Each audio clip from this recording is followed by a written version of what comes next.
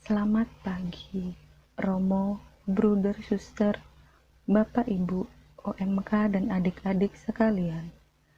Pagi ini marilah kita mengikuti renungan dari Pak Kris Nugroho, Seksi Katekese Paroki Jagakarsa Gereja Ratu Rosari.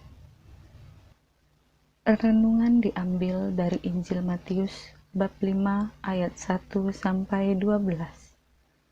Kerajaan Allah ada dalam diri kita. Mendengarkan atau membaca sabda bahagia bagi orang yang tidak rendah hati dan egois sulit untuk menerima seketika. Orang bila sedang mengalami kesulitan dalam hidup sebagai manusia, tentunya ingin sesegera mungkin mencari solusi, mencari kelepasan dalam kesulitan hidup yang menghampiri sesegera mungkin. Kebanyakan orang pada dasarnya menginginkan terpenuhinya kebutuhan hidup yang cukup. Orang merasa bahwa dengan semua kebutuhan hidup terjamin, ia akan bahagia dalam hidupnya dan bahkan orang dapat hidup sejahtera dan bahkan mulia. Namun sayang, semua keinginan atau impian ini tidak selalu dapat kesampaian.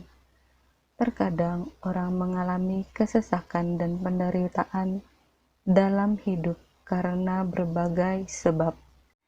Berbagai penderitaan dalam hidup ini, sepanjang bukan akibat perbuatan kita sendiri, hanya bisa dihadapi dengan kesabaran, kerendahan hati, dan kelemah lembutan. Inti sabda bahagia Yesus ialah agar kita selalu memiliki iman dan pengharapan kepada Allah. Kita harus menggantungkan hidup kita pada Allah semata. Tidak ada hal apapun yang dapat kita andalkan selain Allah sendiri. Demikian juga, Yesus ingin agar iman dan pengharapan kita kepada Allah semakin dalam dan semakin sempurna, asal dilandasi dengan kasih. Matius, pengarang Injil ini, menunjukkan ucapan bahagia ini kepada orang-orang Yahudi yang telah memeluk Kristen, yang sebagai bangsa mereka adalah bangsa terpilih.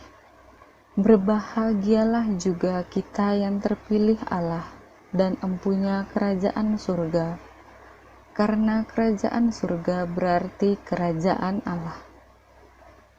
Pada waktu itu, orang-orang Yahudi, karena begitu hormat kepada Allah, mereka mengganti kata Allah dengan surga.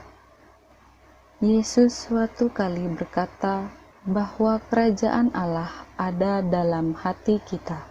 Untuk menghayati dan menjalankan 8 sabda bahagia Yesus, kita dapat mengaplikasikan pemahaman kasih menurut Santo Paulus, yaitu kasih itu sabar, kasih itu murah hati, ia tidak cemburu, ia tidak memegahkan diri, dan tidak sombong. Ia tidak melakukan yang tidak sopan, dan tidak mencari keuntungan diri sendiri. Ia tidak pemarah dan tidak menyimpan kesalahan orang lain. Ia tidak bersuka cita karena ketidakadilan, tetapi karena kebenaran.